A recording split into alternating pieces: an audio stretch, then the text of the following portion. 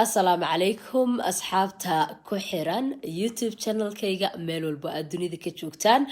marka ugu horeyso aan salaamaya maalmahan xogaa waan kala maqleen waa isweynay anigana hargab iyo shaqo hargabka maxaa lagu daaweeyaa ma naqaano okay caawa sa ujeedaan muuqaalkan xaafadan ku duubaya waliba dhulka la fadhiya dhulka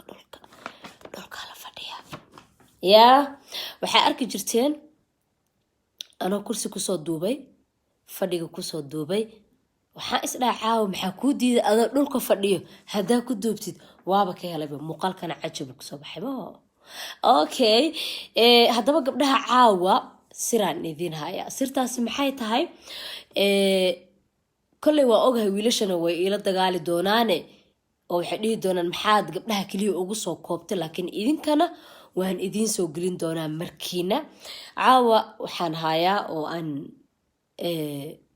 warbixin cajiib ah maxay tahay astaamaha lagu garto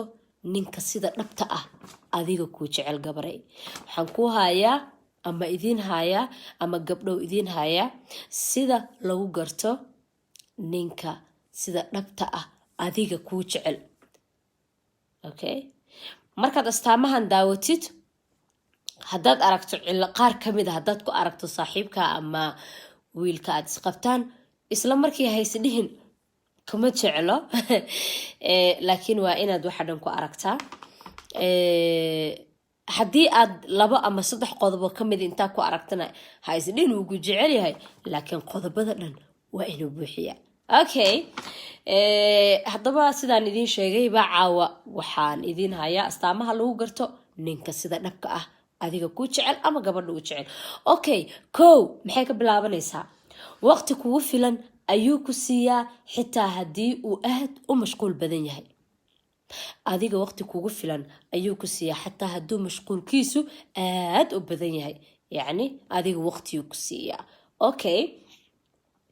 2 haasaawihiisa horusocod ayuu leeyahay la sheekaysigiisa macnaha maalin ama habeen hal sheeko kuuma sheego oo kuguma soo celceliyo yacni xiriirka idinka dhaxeeya sheekada horusocod leeda habeenka ka dambeeyo horumaray sii sameynaysaa laakiin meesheedii lama taagnaado oo jugjug meeshaadii joog ma aha okay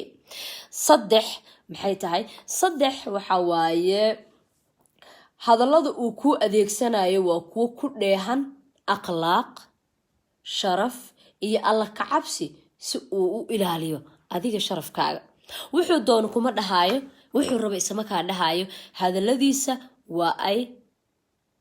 ixtiraameen ama ixtiraama ka muuqdo way kontrooleeyeen wuxuu doon kuma dhahayo adiga maadaama uu sharafkaaga ilaalinayo okay 4 maxaa la dhahay marka uu ku sheekeynayo hadalladiisa way xadidan yihiin oo kama helaysid been iyo isla weyni iyo iska hadal aan meel jirin been isla weyni iyo iska hadal aan meel jirin kuma arkaysid marka maxay ahaatay aad sheeko wadaagaysaan okay 5 farxad iyo murugo iyo xanuun wax walba oo kula soo darso ayuu kula qaybsadaa yacni markaad dhahdo waxba saaniga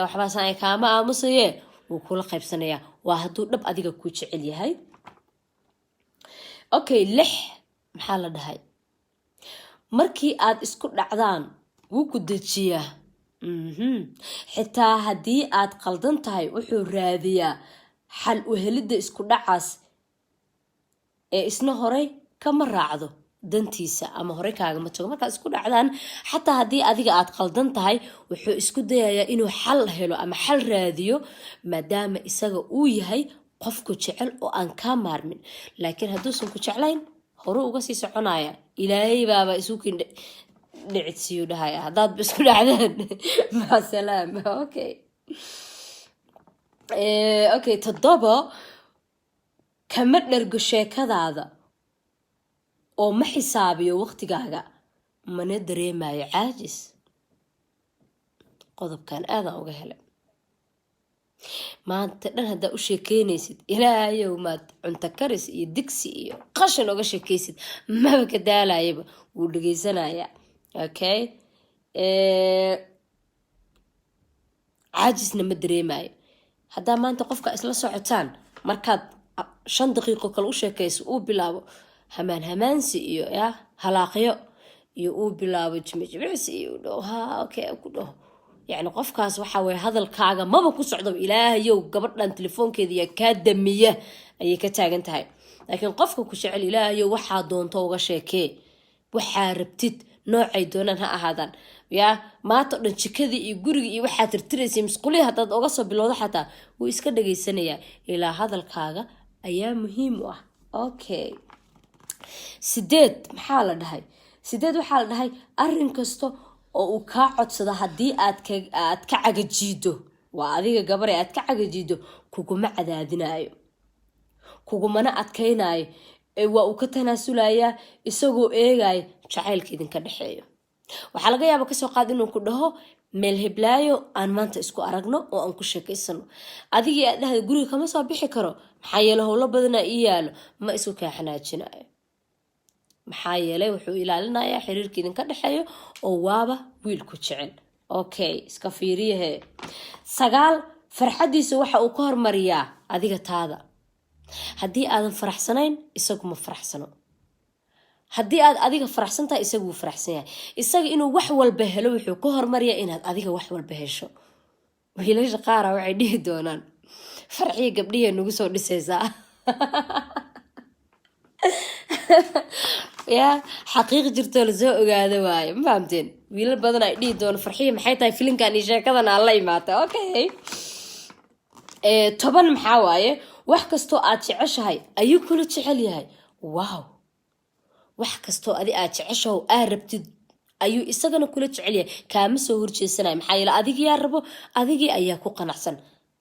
waxaasna wax walba wanaag uu ku jiro wax xumaan uu ku jiro qof kula jeclaanayo ma jiro laakiin wax walba wanaag uu ku jiro ayuu isagana kula jecel yahay. okay ma sha Allah 11 waxa la yiri familkaaga xaaladooda ayuu mar waliba ka wareystaa si guud iyo mid gaaraba familka ka waran hooyo see tahay aabba suu yahay walaalo see yihiin xaaladooda ka waran jawigooda yacni mar walba ku soo waco laakiin qofka haduu familka ay ka wareysanayno maanta aad uun ku soo jeedo qofkaas rajo badan ma laha. okay waxaan ka cabsanahay gabdho badan oo wiil ee la socdaan waalidkoodii waxa uu san weydiin inay ku kacaan. okay qodob badan ka fiiri waagaag qodobka ugu dambeeya ee astaamaha aan idin soo gudbinayo caawa muxuu yahay markasta meel fog ayuu wax ka eegaa waa wiilka ku jecel hirgelinta hamiga guurka ayuuna markasta soo hadal qaadaa. u fiirsadaya qodobkan waa muhiim 12aad markasta meel fog ayuu wax ka eegaa hirgelinta hamiga guur ayuuna markasta kugu soo hadal qaadaya goorme isguursanayna goorme nolol wadaagna goorme guri sameysana goorme xaaskayga noqonaysa ayuu kugu soo hadal qaadaya. laakiin qofka aanan ku jeclayn xiriirka uu hasaabaha uu magacuyaalka idinka dhaxeeyo ilaahayo wuxuu leeyahay tan yeesan guur kugu soo hadal qaadin ilaa mustaqbal ma uu jeediyo moogtay laakiin qofka ku jecel mustaqbalka ka raaw mar walba wuxuu ku dhahayaa haye goorme nolol wadaagna goormeed familiga ii geenaysa goormeed familiga ii baraysa goormeen waxayna dhameysana yacni mar walba hamigiisu wuu fog yahayo mustaqbal iyo nolol guur ayuu ka rabaa. marka astaamaha lagu garto ninka sida dhabta ah adiga ku jecel ama wiilka sida dhabta adiga ku jecel 12 qodob ahaa horta intaasay ku dhan yihiin qodobada eega wiilashana waan soo dhigi doonaa ayagana sida uu wiilku ku ogaanay gabadha sida dhabta u jecel laakiin koow waa ogtihiin aniga xogaa gabdhahan u hiiliya koow gabdhahan ku soo hormaray marka 12 kaas qodob wiilkaad ku aragto farahaaga iyo ka bixin ku dhagano koola camal ma aragti koola camal ugu dhagano dhaab maba ka faqayba qof laga faqo ma ahan. marka intaas yar ayaan idin soo gelinaa astaamaha aad bad maasantiin sida mar walba aad channelkayga ugu xiran tihiin insha Allah qisooyinkiina maalmahan waxa u maleynaya waan ka caajisa waan yara xanuunsana hargab insha Allah qisooyinkana waan soo gelin doonaa hadduu Ilaahay yiraahdo qisooyin badan aan jira asxaabta ii soo direen qaar